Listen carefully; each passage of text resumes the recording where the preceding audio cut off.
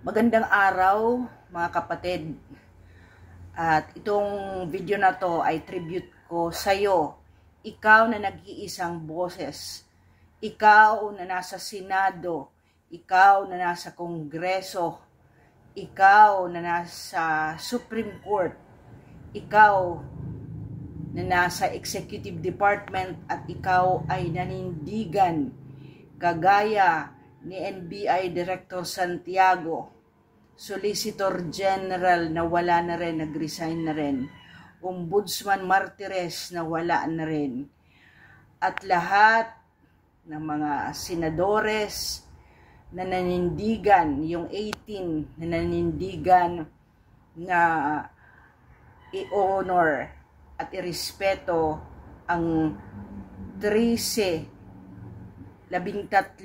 unanimous decision ng Supreme Court Justices na pinungunahan ng pagsulat at nag-akda ng decision ng pagbasura ng impeachment ni VP Sara Duterte. Ikaw na nag-iisa sa pamilya mo na sumusuporta sa Duterte, ikaw na maliliit na mga boses na nandoon sa overseas na gumagawa ng kung anong suporta para sa mga Duterte, para po ito sa inyo. Meron po akong nakita na napakagandang comment, at ito po ay isinalin ko sa Tagalog po. Ang kapangyarihan ay hindi nagbabago ng kalikasan. Ipinapakita ito at ang otoridad ay nagbubunyag ng katotohanan na hindi maitatago ng mga titulo ng isang opisina o pinuno. Hindi maitatago ng korona ang isang payaso, at hindi maayos ng palasyo ang kamangmangan ng isang payaso. Isang sandali na nag-iwan ng malalim na impresyon sa isang bihirang pagkakataon na ang salita, gawa at enerhiya ay nagkakatugma sa ganitong likas at uri, ay biyaya na umaalingaw-ngaw sa ating kapwa at sa sanlibutan. Iyon siguro kung bakit kahit anong pagtatapak kay President Rodrigo Duterte ay nandoon pa rin sila sa dahig ang ating mga OFW na patuloy na sumusuporta sa kanila. Bigyan mo ng trono ang isang hangal at magbabayad ang mga mamamayan sa mga kasinungalingan at panlilinlang ng mga taong nakapaligid sa isang payaso. Ang Estado ay nagpapalakas ng karakter.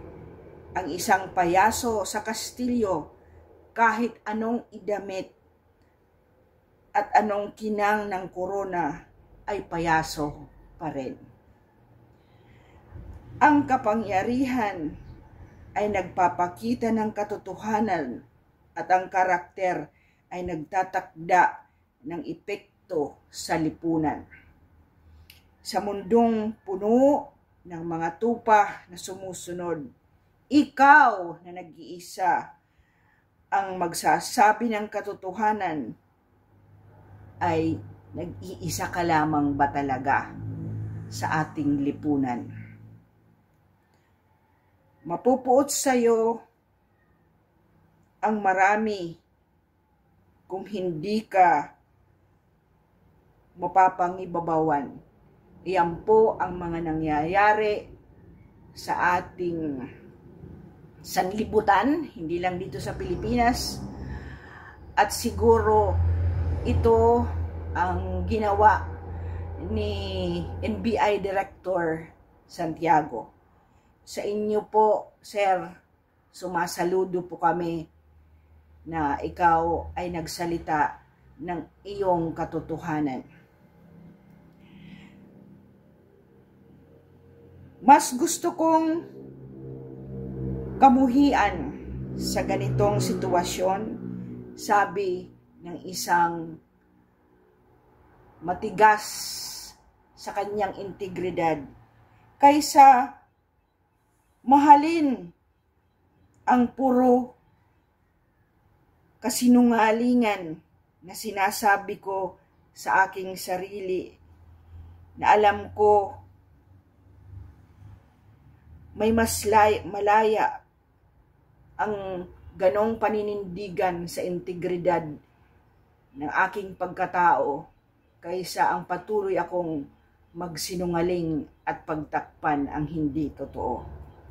Hindi ko kayang hindi maging patas at makatarungan sa iba dahil mas gusto kong mahal ang aking mga kasinungalingan at mataas ang tingin ko sa sarili ko. Mas mabuting lumaban akong mag-isa kaysa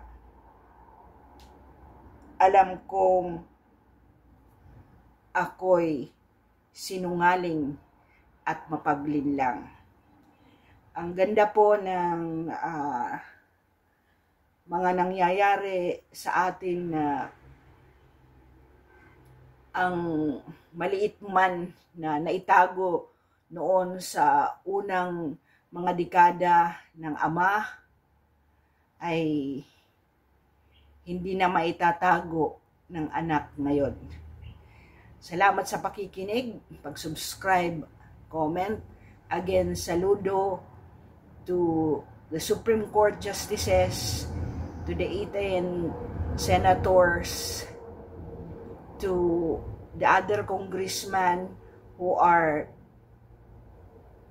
taking back their allegiance to whatever they see that is not fit to what they are watching or witnessing around them.